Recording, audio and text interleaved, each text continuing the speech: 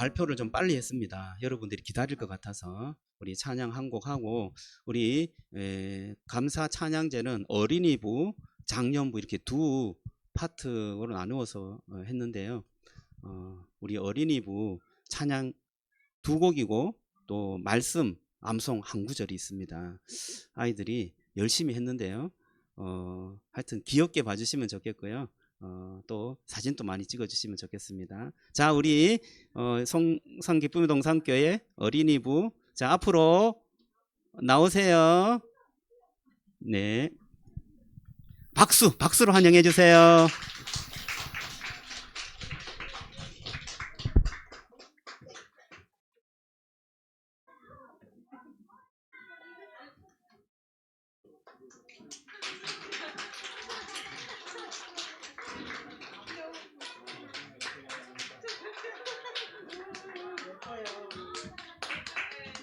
자, 자기 자리 보고,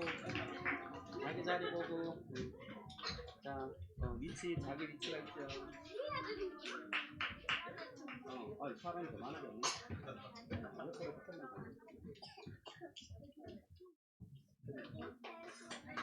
아니야.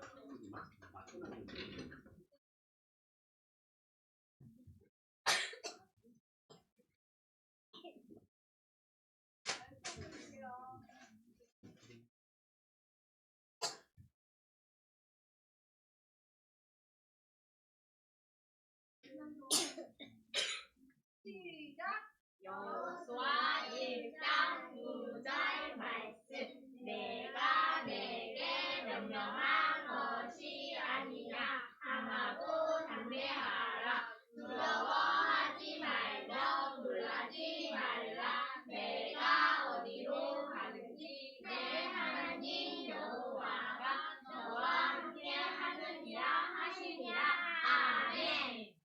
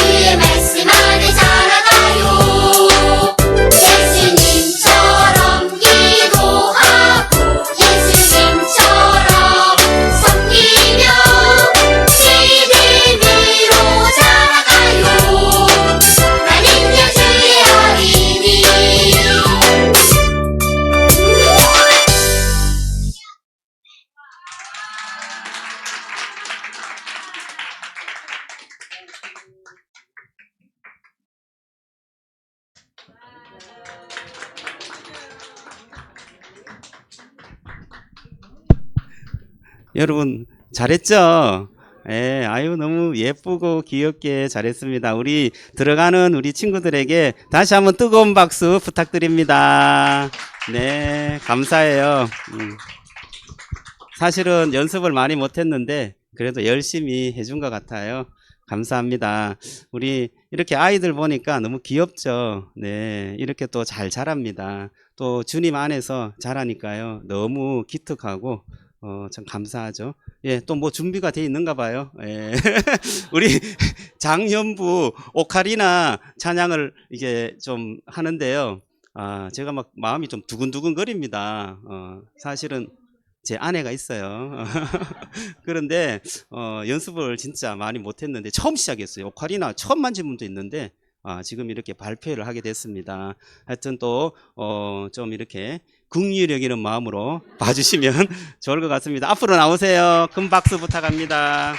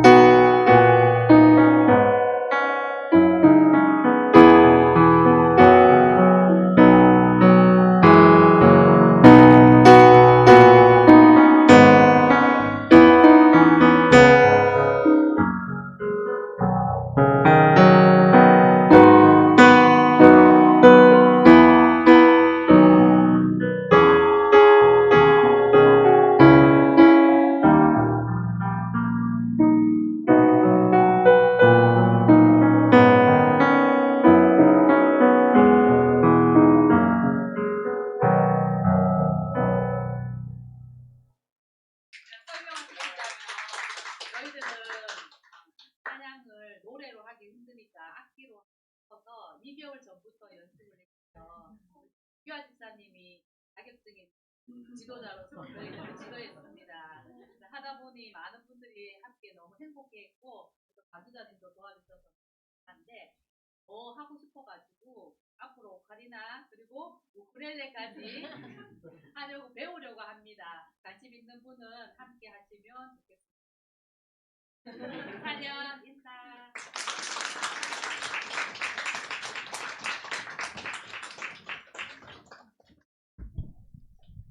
네. 아, 예. 아니요, 악보가 좀 특별했죠. 악보가 도시 이렇게 개 이름이 적혀 있었습니다. 예, 이제 완전 초보라서 그 개 이름을 보고 이렇게 한 거예요. 저게 연습 때 화면을 한번 조금 늦게 놀렸더니 그냥 다 멈추더라고. 이렇게 또 한 2달 정도 이렇게 연습해서 발표할 수 있다는 게 너무나 큰 영광이고 또 감사한 것 같습니다. 또 이렇게 추수감사절을 두고 연습해서 이렇게 발표했는데요. 그래도 하나님께 영광이었죠. 그 찬양 그 자체가 또 하나님께 영광이 되었을 줄 믿습니다. 우리 다시 한번 뜨거운 박수 부탁합니다. 네, 수고하셨습니다.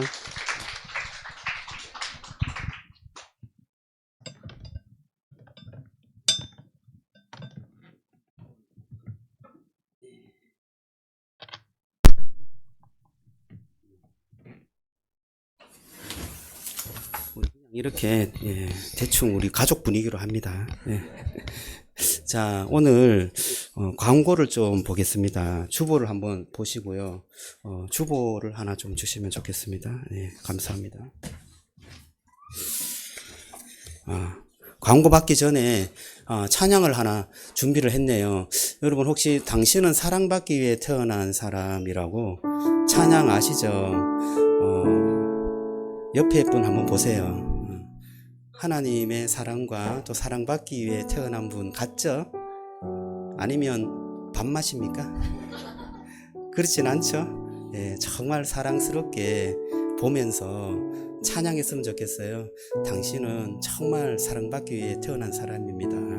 하나님의 크신 사랑으로 정말 살아가기를 원합니다. 그런 마음으로 우리 옆에 분들을 바라보면서 찬양하겠습니다. 받기 위해 태어난 사람, 당신의 삶 속에서 그 사랑 받고 있지요.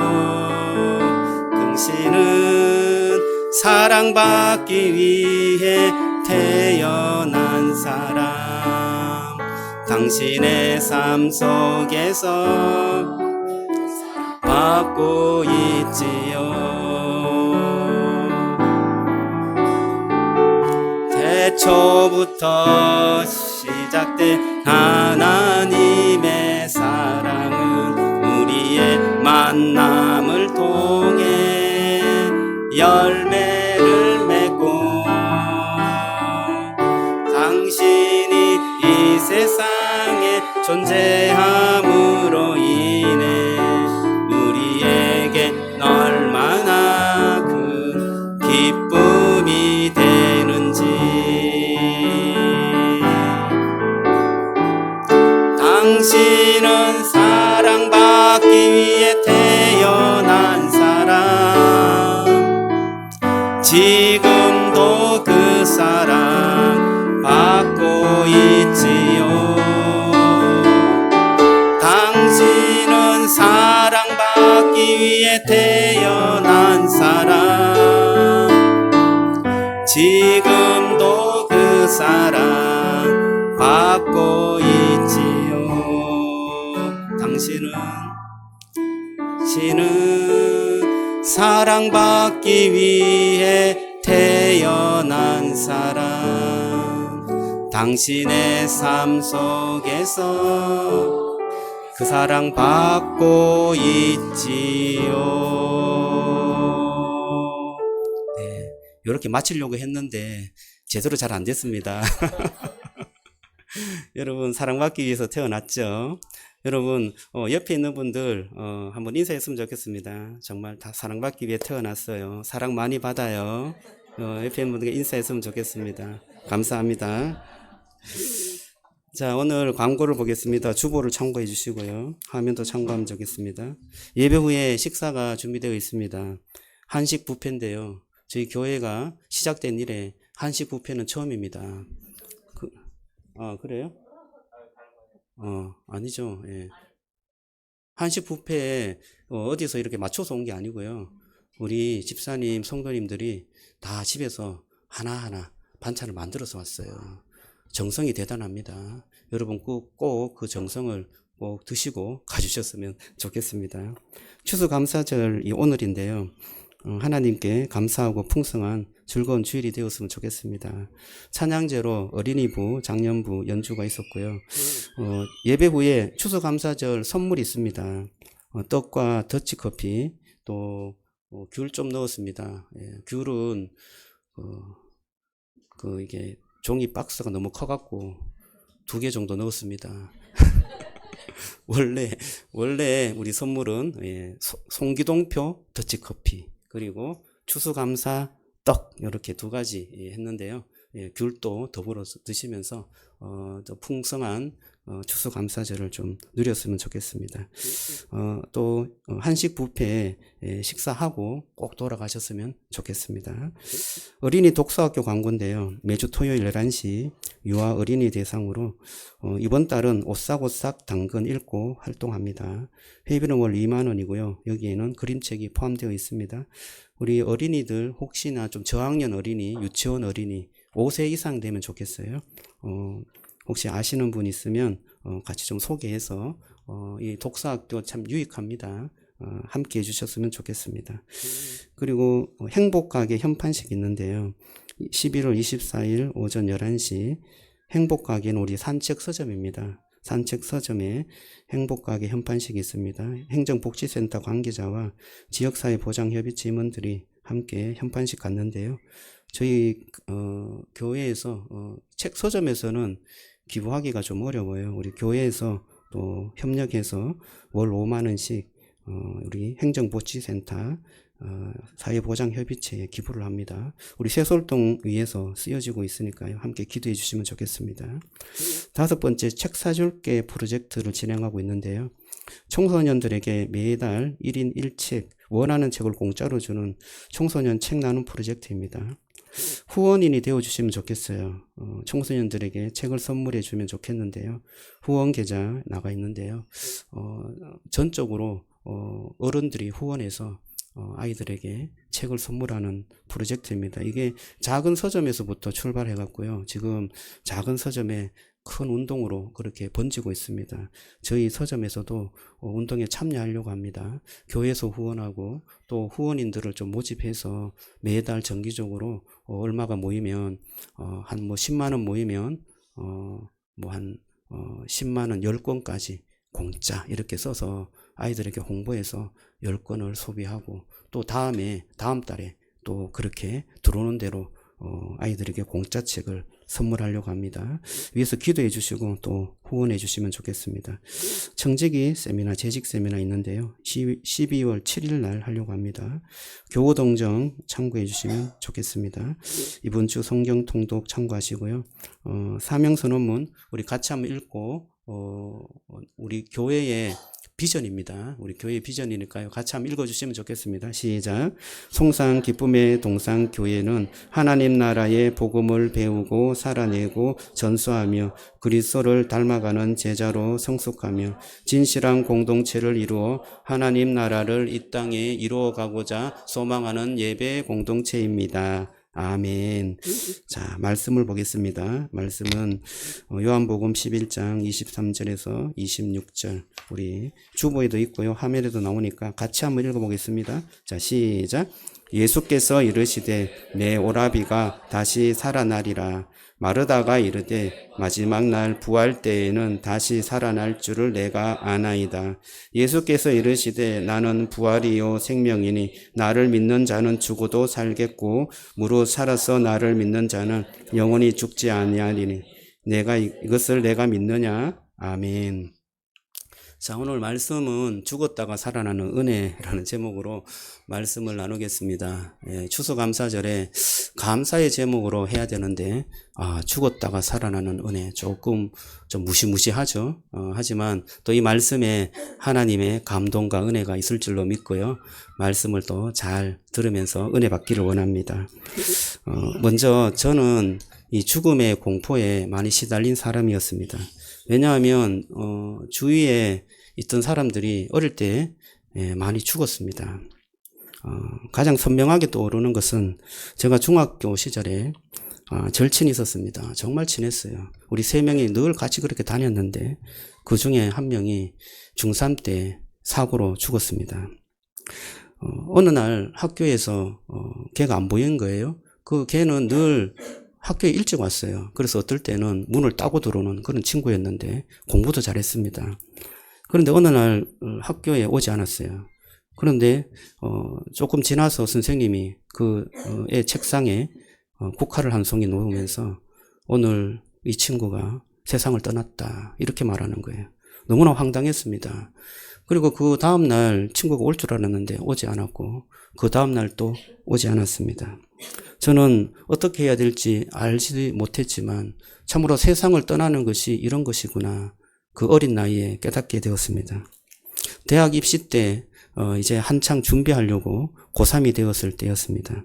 그때 어머니가 간경화라는 엄청난 병을 얻어서 입원하게 되었습니다. 사학이라는 진단을 받았어요. 그래서 병원에서도 받아주지 않았고 아버지께서 백방 알아보고 서울에 받아주는 병원이 있어서 그리고 간에 대해서 되게 유명한 그런 병원이었습니다. 그래서 거기에 입원하게 되었습니다.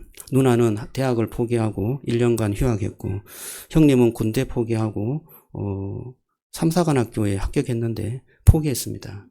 그리고 저도 고3인데도 굉장히 불안한 마음으로 학교에 다니게 되었습니다.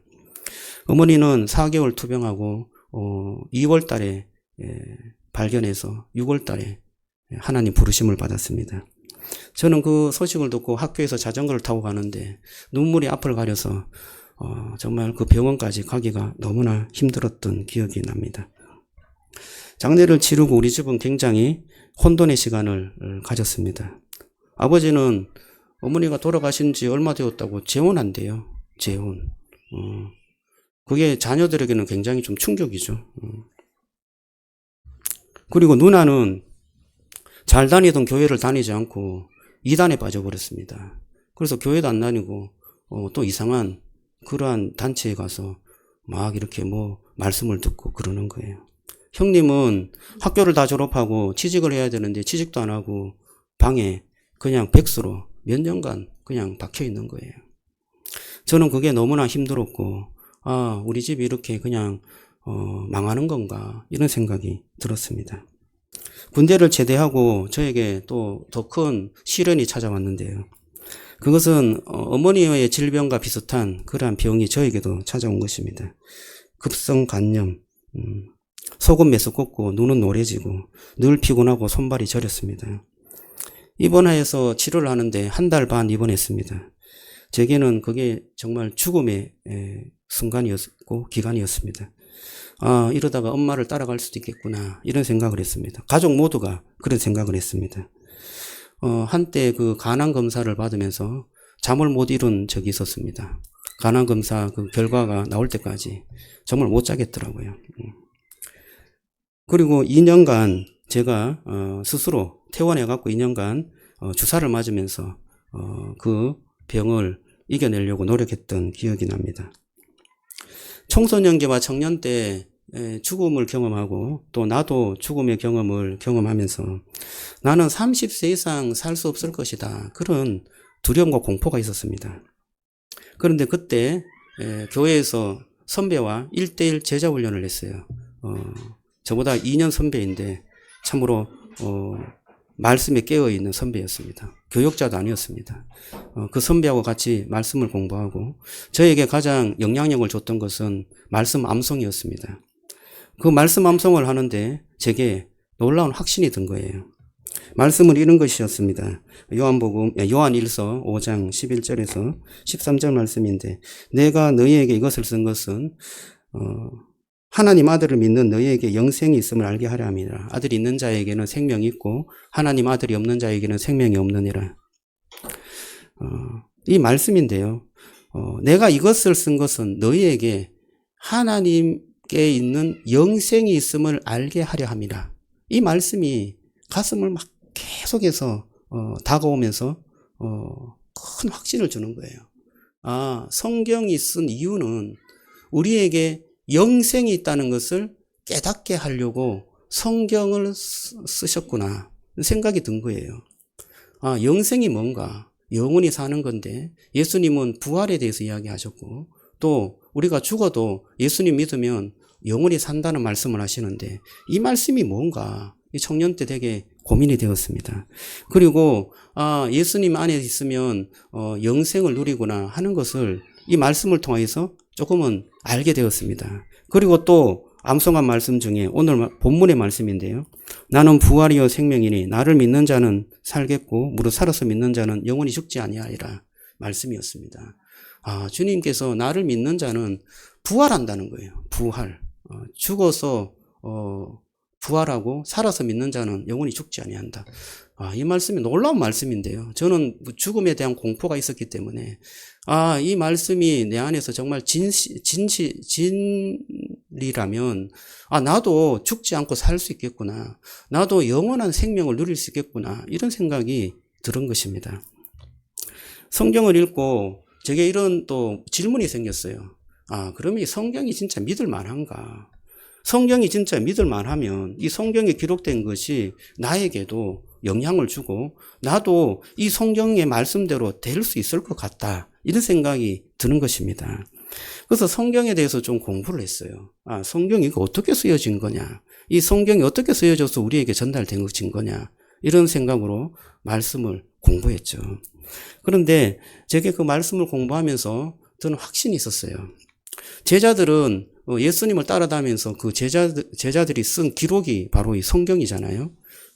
제자들 중에 몇 명이 예수님의 말씀을 기록했어요. 그때 세리로 있었던 마태가 기록을 했고 또 누가라는 제자는 아니지만 누가라는 사람도 기록했고 또 마가라는 사람도 기록했고 요한 또 자기가 그 후년에 자기가 경험했던 것들을 기록했어요. 그래서 예수님의 행적을 기록한 것이 마태, 마가, 누가, 요한 복음이 있습니다. 이것이 이들이 경험한 것, 본 것을 적은 것이다 이런 생각이 들었습니다.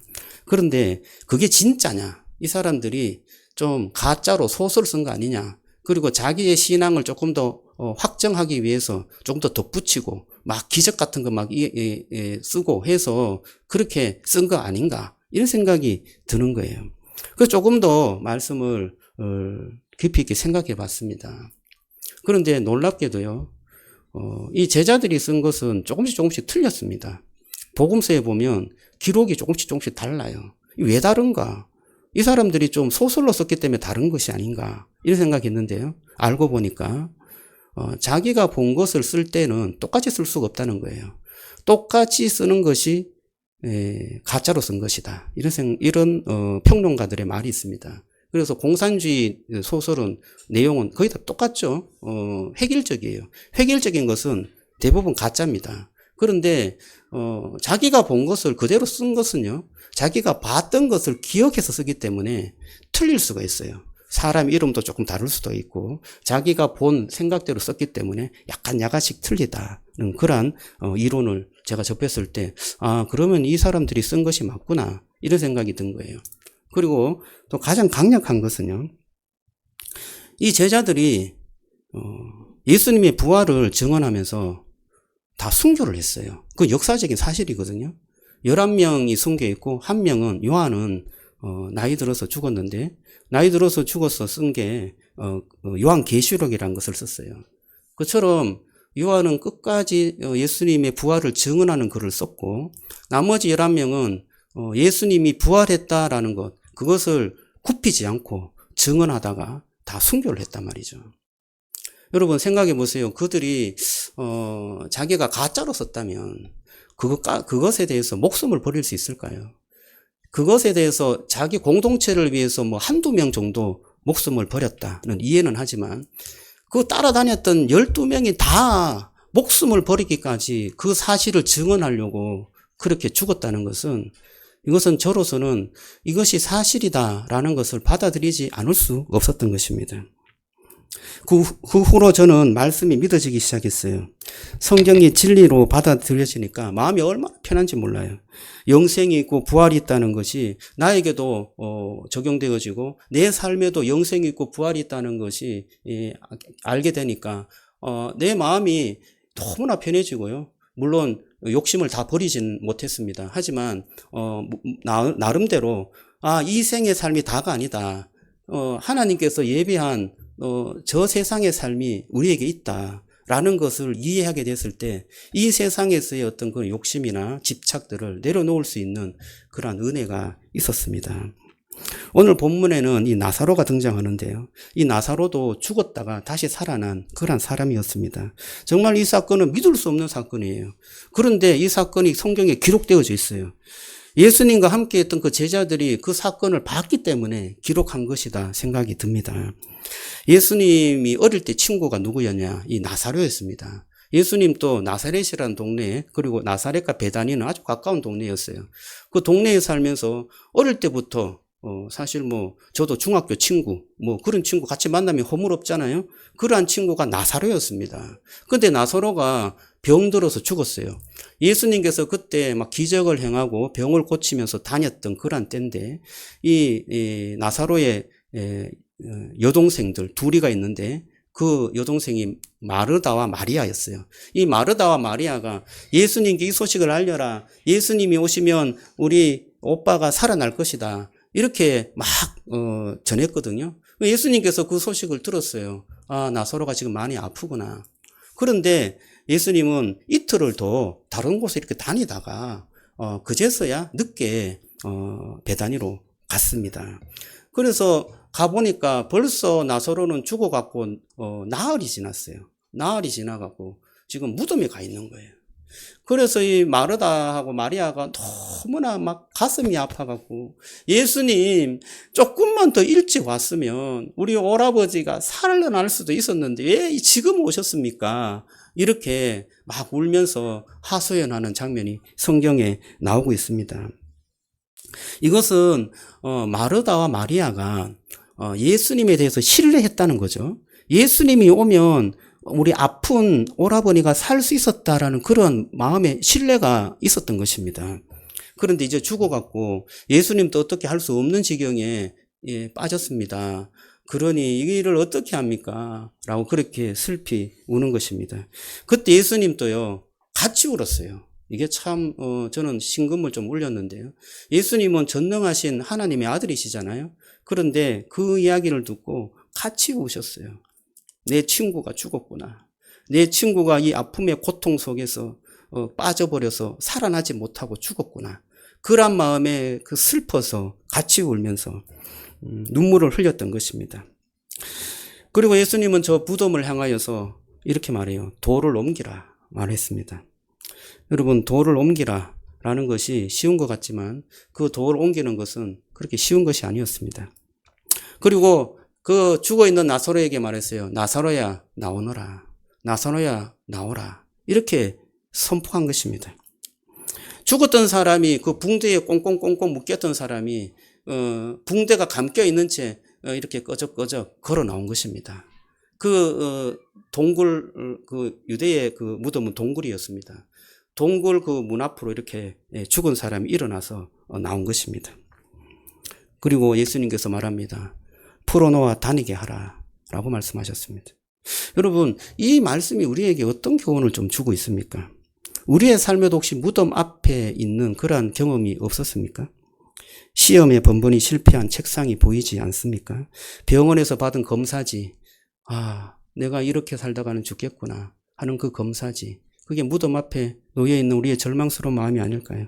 관계가 끊어지고 최후 통첩을 받은 그 자리, 여러분, 저는 많이 받았습니다. 최후 통첩을 많이 해요. 우리 성도님들이 교회를 떠날 때 최후 통첩을 합니다. 그럴 때마다 저희 목사의 가슴은 무너집니다. 그리고 사업에 실패해서 마지막 통장의 잔고가 마이너스로 변하고 제로가 될 때 그 마지막 날짜에 그 통장 잔고, 이런 것들을 보면 우리가 여기에서 우리가 끝이구나, 절망이구나, 죽음이구나 하는 그러한 감정이 들 때가 있습니다. 마르다와 마리아도 거기에서 멈췄습니다. 주님, 조금만 더 빨리 왔으면 우리 오라버니가 살았을 텐데 왜 지금 오셨습니까? 우리 오라버지가 오빠가 죽었습니다. 그 마음의 그 절망감, 체념, 이게 거기에 다 묻어져 있는 것입니다. 여러분, 예수님께서 늦게 오신 것 같습니다. 그러나 여러분, 늦어도 사랑입니다. 저는 오늘 이 말씀 속에 주님께서 늦어진 사랑을 우리에게 보여준 것 같아요. 늦어도 왜 사랑이냐? 여러분, 늦게 오신 이유가 있겠죠. 예수님은 선한 일을 하시잖아요. 늦게 오신 이유가 있는 것입니다. 여러분, 아플 때 고쳐서 살아난 거하고 쾌유된 거하고 죽었다가 일어난 거하고 뭐가 더 강력한 그러한 은혜입니까? 여러분, 하나님께 어떤 게 더 큰 영광입니까? 죽었다가 살아나게 하는 것. 이것이 바로 예수님께서 이 나사로를 통하여서 사람들에게 보여주고 싶었던 것입니다. 그래서 하나님께 영광을 돌리기 위해서 나사로가 아프고 죽었다라고 그렇게 말합니다. 늦은 것이 우리에게는 사랑이다. 여러분, 그것이 좀 이해되십니까? 여러분, 우리가 이렇게 사업에 실패하고 혹은 여러 가지 어떤 관계가 깨어지고 힘듦이 찾아올 때 왜 이렇게 늦게 나에게 찾아오시는 것입니까? 왜 하나님은 저를 왜 무시하는 것입니까? 하나님은 왜 잠잠하십니까? 왜 기도해도 기도를 들어주지 않는 것입니까? 이런 생각이 들 때가 참으로 많습니다. 그런데 여러분, 하나님께서는 우리의 상황을 다 아실까요? 모를까요? 다 아십니다. 아시면서 왜 늦게 오실까요? 그것은 우리의 때에 맞추어서 하나님께 영광이 되도록 하기 위해서 늦으신 거예요. 하나님께서는 저와 여러분들을 사랑하시는 줄로 믿습니다. 그래서 우리의 때를 다 아시고요. 가장 적합할 때 하나님께서 우리에게 응답해 주시는 것입니다. 여러분, 그것을 여러분 신뢰하고 믿고 나가면 좋겠습니다. 그럴 때 하나님께서 나에게 역사하는 일하시는 것을 볼 수 있어요. 그런데 그것을 딱 닫고 있으면 하나님이 언제 오시나? 이것은 내가 노력해서 된 것이지 라고 생각할 수밖에 없는데요. 그것을 다 내려놓고 하나님께서 일하시는 것을 기다릴 때 하나님의 일하심이 보일 수 있는 것입니다. 우리에게 확신을 더 심어주기 위해서 하나님께서는 기다리는 사랑을 우리에게 주시는 것입니다. 두 번째는 함께 우는 사랑인데요. 예수님께서 눈물을 흘리셨어요. 전능하신 분이 우십니다. 울지 마라. 믿음이 적구나 라고 꾸짖으시지 않으시고 눈물의 자리로 데리고 오십니다. 여러분, 주님께서 우리를 향하여서 울고 계신다라는 것, 여러분 그것이 상상이나 가십니까?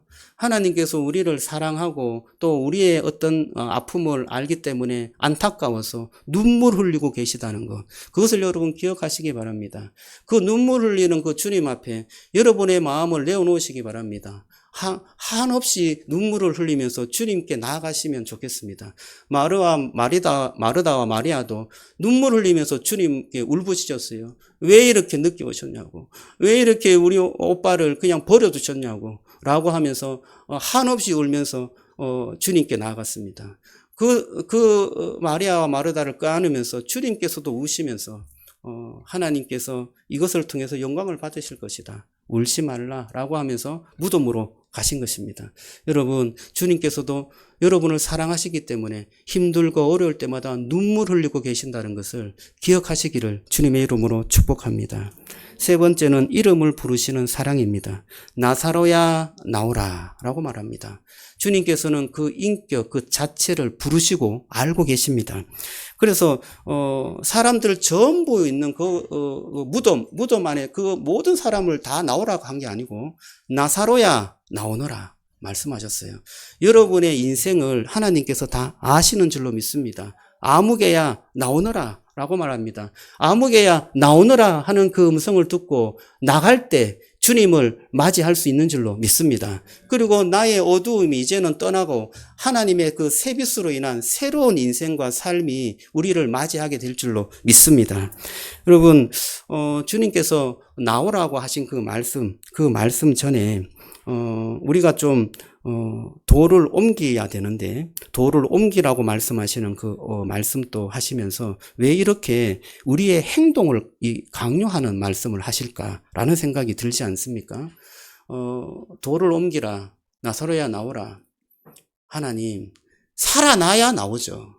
죽었는데 뭐 도를 옮기고 뭐 나오라고 하십니까? 라는 생각이 먼저 들지 않습니까? 그래서 우리는 도를 옮기는 것도 귀찮고 또 뭐 나오라고 말씀하시는 것도 믿어지지 않고 그래서 움직이지 않습니다.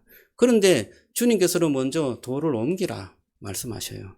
여러분, 거기에 순종하게 되면 그 말씀을 믿음으로 받게 되고 먼저 내가 믿음으로 반응하게 되면 주님께서 나사로야 나오라 하시는 그 나오라는 말씀에 놀라운 역사를 경험하게 될 줄로 믿습니다.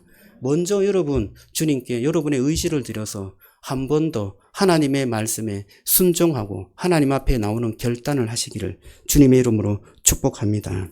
예수님은 죽음을 멀리서 구경하시는 분이 아니었어요. 무덤 속으로 직접 들어오시는 분이었습니다. 예수님이 십자가를 지시고 진짜 죽음의 경험을 하셨습니다. 나사로만 그냥 죽게 내버려 둔 것이 아니라 자기 자신도 죽음을 경험했습니다. 그리고 죽어가는 모든 인생들에게 부활의 소망을 우리에게 선물로 주신 것입니다. 예수 그리스도 안에 있는 모든 사람, 예수 그리스도를 믿음으로 받아들이는 사람은 이제는 죽지 않고 영원한 생명으로 인도할 것이고 죽어도 다시금 부활하여서 하나님의 천국의 백성으로 인도할 것이다 말씀해 주시는 것입니다. 여기에 깊이 관여되어 있는 것이 죄인데요. 예수님께서는 십자가에서 우리의 죄의 문제를 깨끗하게 해결해 주셨습니다. 그래서 믿기만 하면 주님의 백성이 되는 것입니다. 여러분이 오늘 이 말씀이 여러분에게는 큰 감사로 다가왔으면 좋겠어요. 저는 이 말씀을 이해하고부터 정말 내 입에서 감사가 늘 터져 나오는 것을 경험했습니다. 그냥 좋은 일이 생겨서 감사라기보다도 또 내가 원하는 일이 이루어져서 그거 감사는요 일시적이죠. 또 나쁜 일이 생기면 또 불만이 또 터져 나옵니다.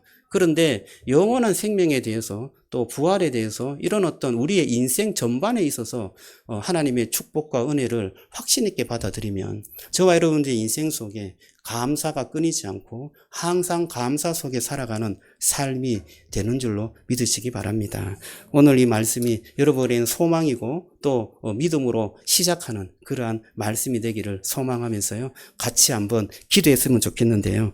여러분, 제가 한번 기도할 때 여러분들이 마음속으로 그것을 좀 새기면서 받아들였으면 좋겠고요. 거기에 좀 이렇게 동의가 되면 아멘으로 화답해 주시면 좋겠습니다. 한번 기도하겠습니다. 하나님, 주님, 제가 붙잡고 있던 돌을 내려놓기를 원합니다. 주님, 제 이름을 다시 불러주십시오. 제가 듣겠습니다. 주님, 제 옆에 누군가 붕대를 오늘 제 손으로 풀어주게 하옵소서. 주님, 제가 무덤에서 나온 사람입니다. 이제는 오늘 감사함으로 그 무덤에서 걸어 나오게 하시고 새 빛을 향하여서 걸어갈 수 있도록 축복해 주옵소서. 하나님, 오늘 이 말씀이 나에게 첫 시작의 말씀이 되기를 원합니다. 주님, 축복해 주시고 저와 동행해 주옵소서. 예수님 이름으로 기도드리옵나이다. 아멘. 우리 찬양 한 곡 하겠습니다. 우리 예배를 또 빨리 마쳐야 또 밥을 빨리 먹잖아요. 찬양은 한 번만 부르겠습니다. 반복하지 않고요. 화려하지 않아도 정결하게 사는 삶, 행복인데요. 이 행복한 삶을 우리가 살았으면 좋겠는데, 난 이 곡이 행복에 대해서 너무 잘 표현한 것 같아요. 같이 찬양하면서요. 행복과 축복의 삶을 노래하겠습니다.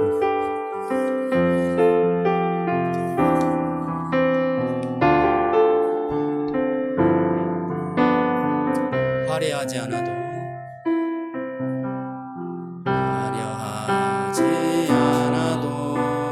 정결하게 사는 삶, 가진 것이 적어도 감사하며 사는 삶, 내게 주신 작은 힘 나눠주며 사는 삶, 이것이 나의 삶의 행복이라고.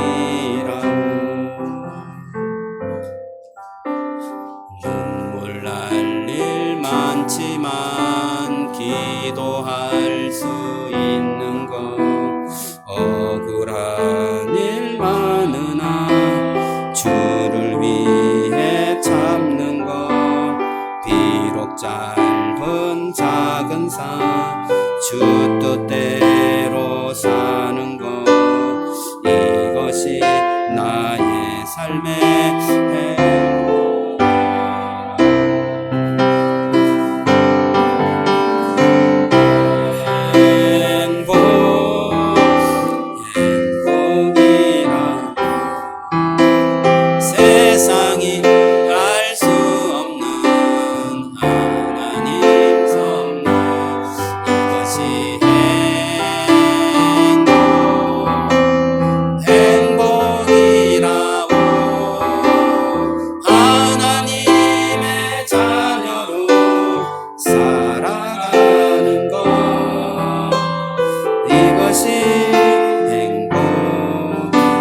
이것이 행복이라고.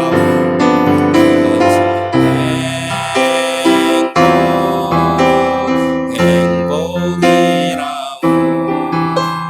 세상은 알 수 없는 하나님 선물. 이것이 행복이라고. 하나님의 자녀로 살아가는 것. 이것이 행복이라고. 제가 기도하겠습니다.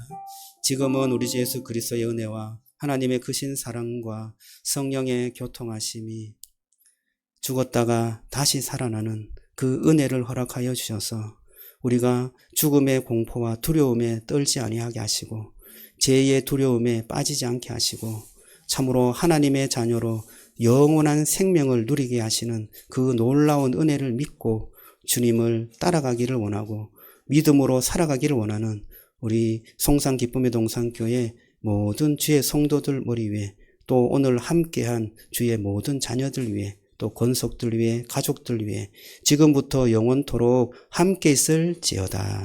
아멘.